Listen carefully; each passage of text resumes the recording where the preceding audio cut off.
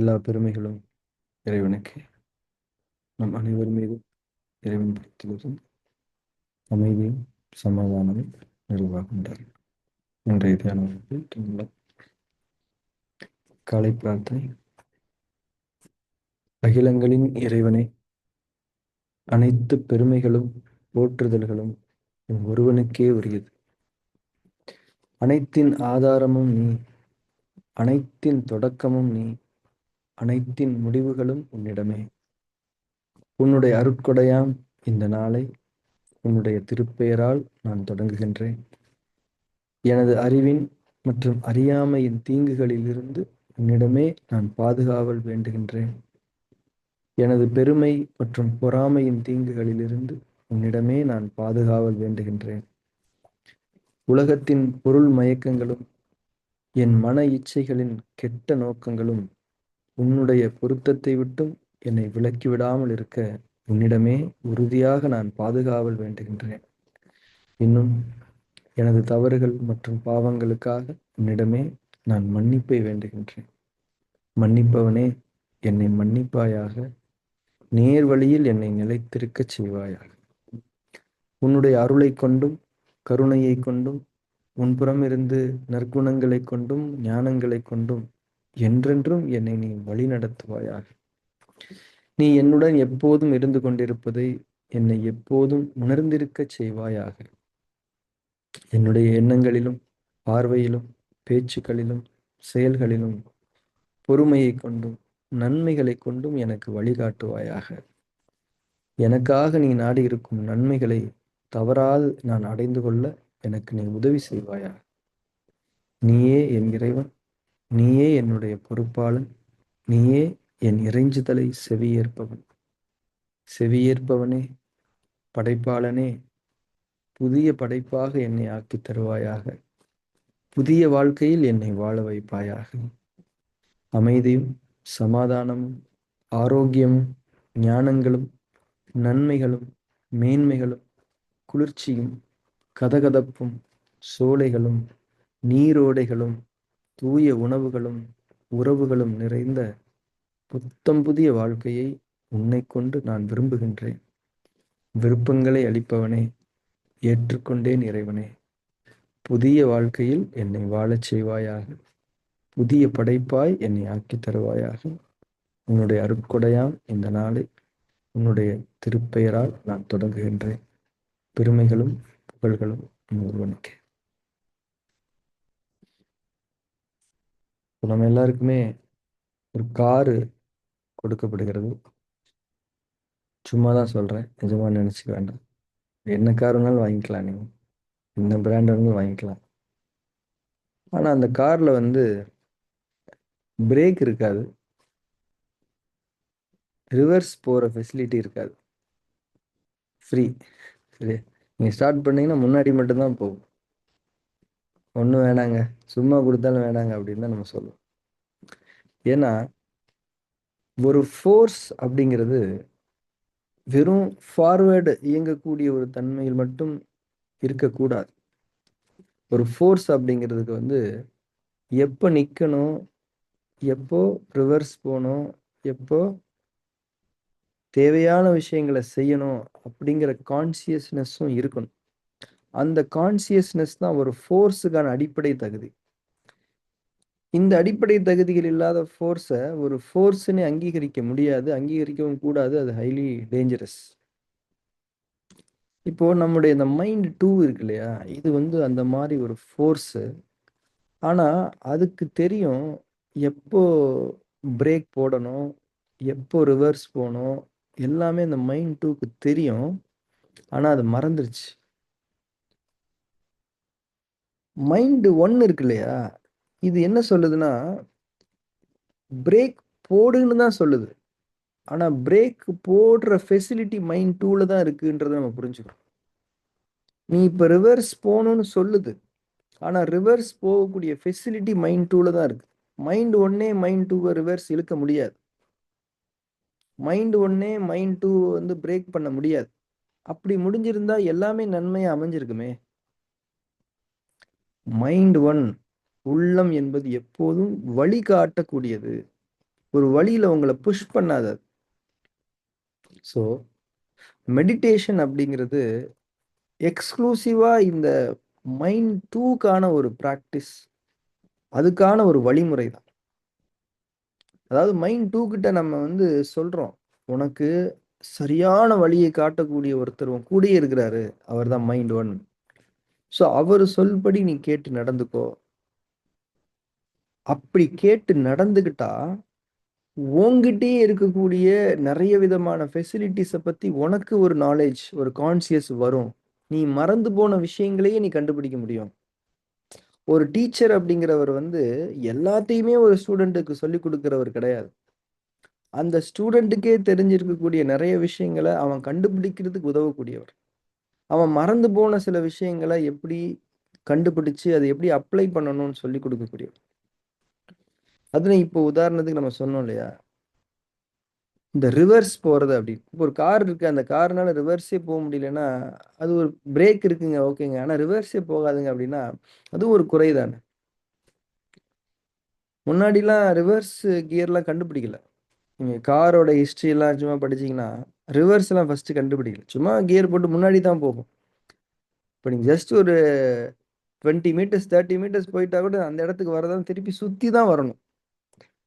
இப்போ இந்த Ford காரோடைய history எல்லாம் படிச்சுட்டு இருக்கும்போது அதில் சொன்னாங்க, ஹென்ரி ஃபோர்டு வந்து ஃபர்ஸ்ட் கார் ரிவர்ஸ் கியர்லாம் கண்டுபிடிக்கல, முன்னாடி தான் போகும். திருப்பி அந்த இடத்துக்கு வரணும்னா சுற்றி வரணும், அந்த இடத்துக்கு வரணும். அப்புறம் தான் ரிவர்ஸ் கியர் கண்டுபிடிச்சேன். ஓ, இது ஒரு பெரிய பிரச்சனையா இருக்கு, ரிவர்ஸ் கியர் தான் ரொம்ப முக்கியம்னு அதை கண்டுபிடிச்சேன். எதுக்காக இந்த பாயிண்ட் இங்கே வலியுறுத்தப்படுதுன்னா, நம்மளுடைய பாஸ்ட் இருக்குல்ல, இப்போ நம்ம எல்லாருக்குமே ஆவரேஜா ஒரு 50 வயசுன்னு வச்சுக்கோம். இப்போ நம்ம 50 வருடங்கள் கடந்திருக்கிறோம். இதுல வந்து நம்ம டீனேஜ் கழிச்சிருவோம், இது ஒரு 20 வயசை கழிச்சிருவோம். ஸோ 30 வருஷம் எக்ஸ்பீரியன்ஸ் நமக்கு இருக்கு, 30 வருஷம் நம்ம ஒரு வாழ்க்கையை வாழ்ந்துருக்கிறோம். இப்போ 30 வருஷம் எக்ஸ்பீரியன்ஸ் உள்ள ஒரு எம்ப்ளாயிய ஒரு கம்பெனி வந்து யூஸ் பண்ணிப்பாங்கல்ல, அவருடைய நாலேஜ் யூஸ் பண்ணிப்பாங்கல்ல, ஒரு கன்சல்டன்ட்டாவது பயன்படுத்திப்பாங்கல்ல. ஏன்னா அந்த நாலேஜ் வந்து அவ்வளோ மதிப்பு மிக்குது. அந்த கம்பெனிலேயே ஒரு 30 வருஷமா வேலை செஞ்சிருக்காருங்கும் போது அவருக்கு நிறைய விஷயங்கள் தெரியும்ல. அப்போ நம்ம இன்னைக்கு 1000 புத்தகங்கள் படிக்கிறோம், 1000 ஸ்பிரிச்சுவல் கிளாஸஸ்க்கு போறோம், எத்தனையோ தேடல்கள்ல நம்ம ஈடுபட்டிருக்கோம். ஆனா 30 வருஷம் நம்ம லைஃப்பை பத்தி நாம செஞ்ச எத்தனையோ விஷயங்களே நமக்கு இருக்குது. அதை நம்ம ஆக்சஸ் பண்ணாலே நிறைய விஷயங்கள் கத்துக்க முடியும். மெயினா நாம நிறைய தப்பு பண்ணியிருப்போம். அந்த தப்பை கொஞ்சம் சிந்திச்சு பார்த்தாலே நம்மளுடைய பலம் பலகீனம் நமக்கு தெரிஞ்சிடும். நம்ம எத்தனையோ நல்ல விஷயங்கள் பண்ணியிருப்போம், அதை பத்தி நம்ம கொஞ்சம் ஒரு ஏரியல் வியூல பார்த்தாலே நம்மளுடைய பலம் பலகீனங்கள் தெரிஞ்சிடும். அடுத்த நாள் அடுத்த மொமெண்ட் எப்படி வாழ்றதுன்றதுக்கான சரியான விஷயங்கள் நமக்கு தெரிஞ்சிடும். இப்போ நம்ம ஒரு புக் வாங்குறோம், எதுக்கு புக் வாங்குறோம்? நம்ம அதை படிச்சு நல்லபடியா நாலேஜுக்கு எடுத்துக்கிட்டு அடுத்த நம்ம வாழ்க்கையை நல்லா வாழ்றதுக்கு தானே. இப்போ மெடிடேஷன் ஏன் பண்றோம்? அடுத்து நம்ம வாழ்க்கையை நல்லா வாழ்றது தானே. பாஸ்ட்டை கரெக்ட் பண்றதுக்காக யாராவது பண்ண முடியுமா? ஒன்றும் பண்ண முடியாது. அப்போ இங்க விபாசனால என்ன சொல்றாங்கன்னா, உங்களுடைய அனுபவமே ஒரு அல்டிமேட் புக்கு. இந்த புக்ல இருந்து நீங்க எடுத்துக்கொள்ளக்கூடிய ஒரு நாலேஜ், ஒரு விஸ்டம் உலகத்துல எங்கேயுமே கிடைக்காது. ஆனா இந்த மைண்ட் டூ எப்பயுமே ரிவர்ஸ் போகாது. ரிவர்ஸ் போனாலும் அதுல நெகட்டிவான விஷயங்களை தான் எடுத்துக்கும். தன்னை ஃபார்வேர்டு புஷ் பண்றதுக்கான ஒரு இன்ஸ்பிரேஷனையோ ஒரு ஃபோர்ஸையோ அங்கிருந்து அது டெவலப் பண்ணாது. அன்னைக்கு இந்த மாதிரி செஞ்சு தொலைச்சிட்டேன், ச்சே இப்படி ஆயிடுச்சே, இப்படின்னு தான் அது யோசிக்குமே தவிர, அன்னைக்கு அந்த தப்பு பண்ணிட்டேனே, ஏன் பண்ணேன், ஒரு உணர்ச்சி வசப்பட்டு பண்ணிட்டேன், அப்படி பண்ணியிருந்திருக்கலாம், ஓகே இனிமேல் இப்படி பண்ணக்கூடாது. இது பாசிட்டிவான விஷயங்களை எடுத்துக்கிறது. அப்போ மைண்ட் ஒன்னுடைய பேச்சை கேட்கக்கூடிய மைண்ட் டூனால அதனுடைய பாஸ்டுக்குள்ள போய் நாளைய வாழ்க்கைக்கு தேவையான நல்ல விஷயங்களை, பாசிட்டிவ் ஃபோர்ஸஸ் அது எடுத்துக்க முடியும். ஆனா மைண்ட் ஒன்னுடைய பேச்சை கேட்காத மைண்ட் டூனால பாஸ்டுக்குள்ளேயே போக முடியாது. அப்படியே போனாலும் அது அதுக்கு தேவையான நன்மையான விஷயங்களை எடுக்காது. மாறாக அதை இன்னும் கீழே இறக்குற விஷயங்களை தான் எடுத்துக்கும். பாஸ்ட்டை யோசிச்சோன்னா, அன்னைக்கு அவன் எனக்கு அப்படி பண்ணிட்டான்டா, இன்னைக்கு சரியான சான்ஸ் எனக்கு கிடைச்சிருக்கு, இவனு நம்ம பழி வாங்கிடுவோம், இப்படிதான் அது யோசிக்குமே தவிர, அன்னைக்கு அவன் பண்ணிட்டான் சரி மன்னிச்சிருவோம், இனிமேல் நம்ம அந்த மாதிரி சிக்காம இருந்துக்கிறோம். இதுதான் பாசிட்டிவான விஷயங்களை எடுத்துக்கிறது. ஸோ இந்த மைண்ட் டூக்கு ரிவர்ஸ் போறது. அதாவது ஒரு காருக்கு ரிவர்ஸ் கியர் எவ்வளோ ஃபெசிலிட்டி இல்ல. சூப்பரான ஒரு வசதி இல்ல. இந்த மைண்டுக்கு அது இருக்குது. அதே மாரி நம்ம பாஸ்ட்டுக்கு போயி, நம்ம எத்தனையோ விஷயங்கள் நம்ம ஸ்கூல் படிக்கும்போது என்ன பண்ணியிருக்கோம், காலேஜ் படிக்கும்போது என்ன பண்ணியிருக்கோம், நம்ம ஃபர்ஸ்ட் ஜாப் எங்க ஜாயின் பண்ணோம், அ அதே போல நமக்கு என்னென்ன ஈவென்ட் நடந்ததோ எல்லாத்தையுமே கொஞ்சம் யோசிச்சு பார்த்தோம்னா, நெறைய நெறைய விஷயங்கள் நமக்கு கிடைக்கும். உங்களுக்கு ஒரு மிகப்பெரிய ஸ்பிரிச்சுவல் மாஸ்டர் ஒருத்தருக்கு அவரே சொல்லிக் குடுக்காத எத்தனையோ விஷயங்கள நீங்க உங்க பாஸ்ட்ல இருந்து எடுத்து அனலைஸ் பண்ணி, அத ஒரு ஷேப் பண்ணி, உங்க நாளைய வாழ்க்கைக்கான அற்புதமான ஒரு விஷயமா ரெடி பண்ண முடியும். அது ஒரு அல்டிமேட் சோர்ஸ் ஃபோர்ஸ். ஆனா மைண்ட் 2 வந்து அத பண்ணணும். அத பண்றதுக்கு மைண்ட் 1 உடைய சப்போர்ட் தேவ. அதுக்கு என்ன தேவைன்னா மெடிடேஷன் தேவ. ஸோ எதுக்காக இதெல்லாம் சொல்றோம்னா, மெடிடேஷன் அப்படிங்கிற அந்த ஒரு நுட்பம் ஒரு ஒரு ஹியூமன் லைஃப்ல அவனுடைய மேன்மையான வாழ்க்கைக்கு, அவனுடைய ஒரு பேலன்ஸ்டான லைஃப்க்கு, that is material and spiritual இந்த 2த்துக்கு இடையில இருக்கக்கூடிய அந்த அழகான முறையில பேலன்ஸ மெயின்டெயின் பண்றதுக்கு, மெடிடேஷன் அப்படிங்கிற டூல் ரொம்ப ரொம்ப முக்கியமா உதவ முடியும். மெடிடேஷன்ற டூல் உதவுற மாரி வேறு எந்த கருவியுமே ஒரு மனிதனுடைய வாழ்க்கைக்கு உதவ முடியாது என்பதை நாம் புரிந்து கொள்ள வேண்டும். ஸோ அல்டிமேட் கோல் என்ன? மெடிடேஷனுடைய கோல் என்னன்னா, அந்த ஈக்வானிமஸ் மைண்ட். மனம் 1 சொல்லக்கூடிய அத்தன விஷயங்களையும், மனம் 2 கேட்டு அதன்படி நடக்கக்கூடிய ஒரு தன்மைக்கு, அந்த மனம் 2ஐ ஆக்குவது தான் அல்டிமேட் கோல். ஏன்னா மைண்ட் 2ல அவ்ளோ விஷயங்கள் இருக்குது. ஒரு கிரியேட்டிவா ஒரு விஷயத்துக்கு கூட சொல்ல வேண்டாம். ஏற்கனவே நடந்த விஷயங்களையும் நம்ம பார்க்கணும். ஏன்னா நம்ம நம்ம நல்லது பண்ணியிருக்கோமோ இல்லையோ, நெறைய தவறுகள் பண்ணியிருப்போம்ல. ஆக்சுவலி தவறுகள்லேருந்து நெறைய விஷயம் நம்ம கத்துக்க முடியும். நல்லதுலேருந்து கத்துக்கிறத விட தவறுகள்லேருந்து நெறைய கத்துக்க முடியும்ல. ஆனா, நம்ம எப்பயுமே நம்ம பாஸ்ட்ல நம்ம தவறுகள நோட்டீஸ் பண்ணோம் அப்டின்னா, நம்மள நாமளே கர்ஸ் பண்ணிப்போம். அல்லது வேற யாரையோ குறை சொல்லுவோம். அதுலருந்து எதுவுமே லேர்ன் பண்ணிக்கவே மாட்டோம். ஆனா, அந்த தவறு நமக்கான ஒரு பெரிய ஞானத்தை வைத்திருக்கிறது. அத ப்ராப்பரா நீங்க எடுத்துக்கிட்டீங்க அப்டின்னா, அது நாளைய வாழ்க்கைக்கு அற்புதமான ஒரு சப்போர்ட்டா இருக்கும் அப்டிங்கிறத நம்ம இன்னைக்கு புரிஞ்சுக்கணும். So ultimately meditation is always good. So இன்னைக்கு நம்ம ஃபார்ம் 3 பண்ண போறோம். லாஸ்ட் ஃப்ரைடே ஃபார்ம் 3 பத்தின டீச்சிங்ஸ்லாம் நம்ம ரிவிஷன் மாரி பண்ணோம். ஸோ நம்ம மெடிடேஷன் தொடங்கலாம். நம் கண்களை மூடி, புற உலகத்திலிருந்து விலகி, நம்முடைய அக உலகத்திற்குள் செல்வோம். அழகான ஒரு ஷிஃப்ட் இது. அக உலகத்தில் நுழைந்திருப்பதை, நிலை பெற்றுக் கொண்டிருப்பதை உணர்ந்து, உணர்வோடு கண்கள் மூடப்பட்டிருக்க வேண்டும்.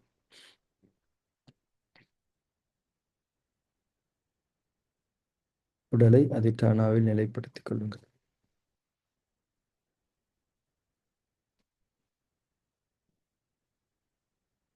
ஒரு சிறிதும் அசைவு இருக்கக்கூடாது. எங்கும் இறுக்கம் இருக்கக்கூடாது. முற்றிலும் தளர்வாக உடலை அமர்த்திக் கொள்ள வேண்டும்.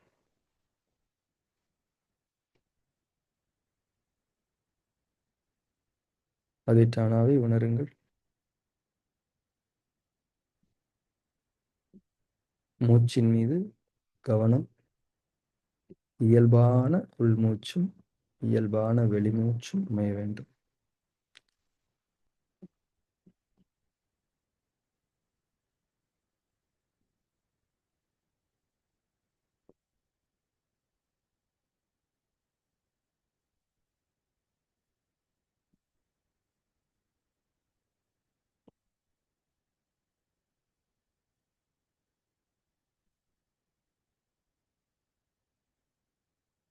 மூச்சின் மீதான கவனத்தோடு உணர்வும் இருக்க வேண்டும். மூச்சு நமக்கு கொடுக்கப்படுகிறது. நாம் பெற்றுக் கொண்டிருக்கின்றோம். நம்முடைய வாழ்விற்கான அடிப்படை ஆதாரம் மூச்சு. உயிராற்றல். நம்முடைய உயிருக்கு உயிரளிக்கக்கூடியது மூச்சு. அந்த உயிர் நமக்கு கொடுக்கப்படுகிறது. எந்த பொருளுமின்றி, எந்த உழைப்புமின்றி, எந்த முயற்சியுமின்றி நமக்கு கொடுக்கப்படுகிறது. நாம் பெற்றுக்கொண்டிருக்கின்றோம். மாபெரும் அத்தாட்சி இது. நாம் வாழ்விக்கப்பட்டு கொண்டிருக்கின்றோம் என்பதற்கு. எங்கிருந்து இந்த உயிர் வருகிறது? இறைவன் புறமிருந்து. இறைவன் நம்மை வாழ்வித்துக் கொண்டிருக்கின்றான் என்ற உணர்வோடு ஒவ்வொரு மூச்சும் கவனிக்கப்படும்.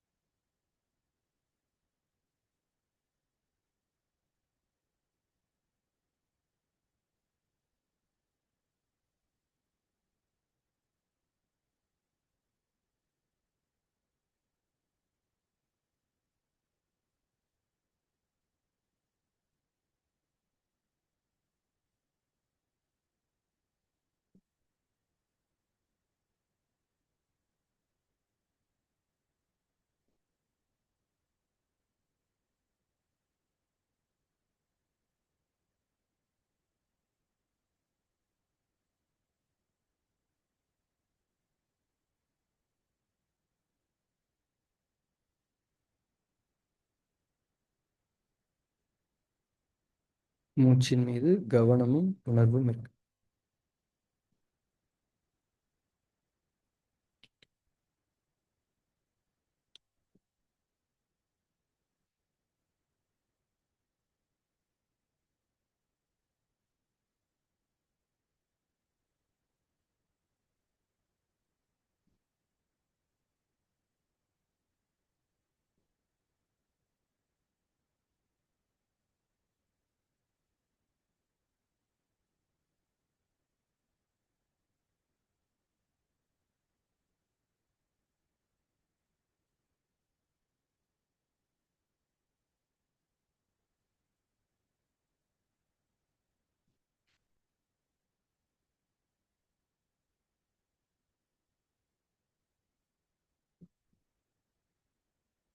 நம்ம ஃபார்ம் 3 செய்ய ஆரம்பிக்கலாம்.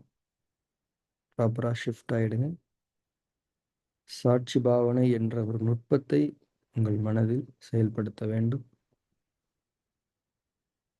உங்கள் உடலிலும் மனதிலும் எந்த ஒரு மாற்றம் நிகழ்வு நடந்தாலும் நடக்கட்டும். அந்த மாற்றம் நிகழ்வு குறித்து எந்த ஆதரவையும் எதிர்ப்பையும் உடல் அளவிலும் மனதளவிலும் வெளிப்படுத்தாதீர்கள். இதுவே சாட்சி பாவனையில் நிலை பெற்றிருத்தலாகும். மனம் இரண்டின் அடுக்குகளில் உள்ள கெட்ட பதிவுகள் உங்கள் மனதளவிலும் உடல் அளவிலும் ஏதோ ஒரு ஆதரவையோ ஏதோ ஒரு எதிர்ப்பையோ வேண்டுகின்றன. அந்த கெட்ட பதிவுகள் பலம் பெறுவதற்காக, வெற்றி பெறுவதற்காக.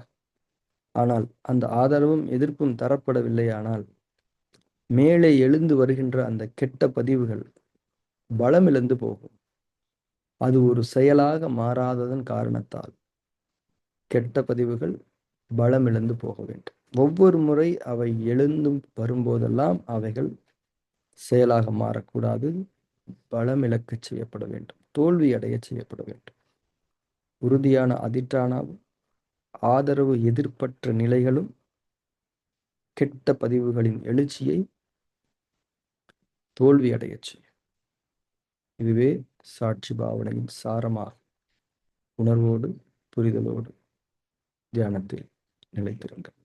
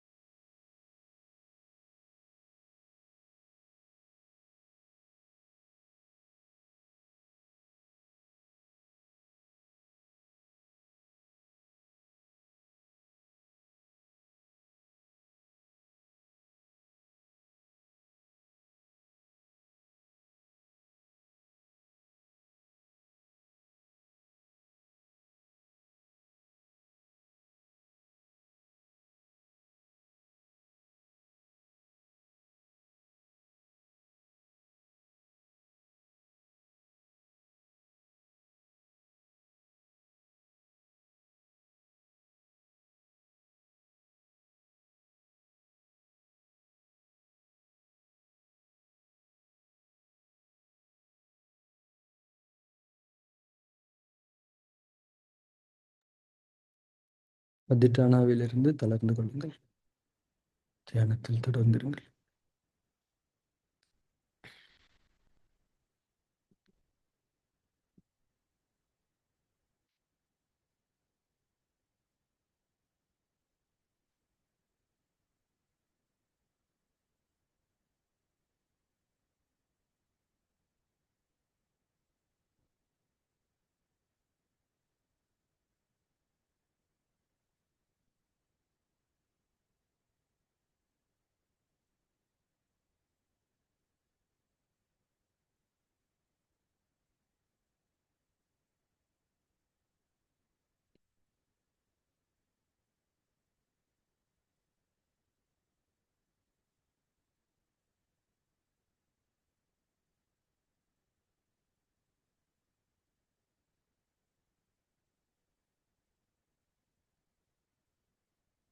நாம் தியானத்தை நிறைவு செய்து கொள்ளலாம்.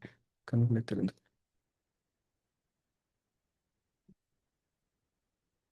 ஸோ இன்னைக்கு கொடுக்கப்பட்ட இந்த டீச்சிங் ரொம்ப முக்கியமானது. ஒரு நியூ ஃபார்ம் வந்து கம்மிங் ஃப்ரைடே டீச் பண்ணுவோம். ஸோ அதுக்கான அடிப்படை புரிதலாக இன்றைக்கு உள்ள கண்டென்ட்டை நீங்கள் எடுத்துக்கணும். ரொம்ப முக்கியமான ஒரு விஷயம். திரும்ப கூட ஒரு வாட்டி கேளுங்க. மைண்ட் 2னால ரிவர்ஸ் போய் ஒரு முக்கியமான இன்ஃபர்மேஷனை எடுத்துக்க முடியும். அதை கொண்டு அது உலகத்தில் அதனுடைய போக்குகளை செம்மையாக அமைத்து கொள்ள முடியும். இதுதான் கீ டீச்சிங் இன்னைக்கு. இந்த அடிப்படையில் தான் அடுத்த ஃபார்ம் கம்மிங் ஃப்ரைடே நம்ம கற்றுக்க போகிறோம், டீச்சிங் டே அன்னைக்கு. ஸோ அதனால் ஃபார்ம் 3 தொடர்ந்து ப்ராக்டிஸ் பண்ணணும். பட் அந்த ரிவர்ஸ் போகிறது அப்படிங்கிற ஒரு விஷயத்தை பற்றியும் ஒரு கவனம் வச்சுக்கோங்க. அதை பற்றி தொடர்ந்து பேசலாம். Thank you very much. நாளைய தியான வகுப்பில் நாம் சந்திக்கலாம்.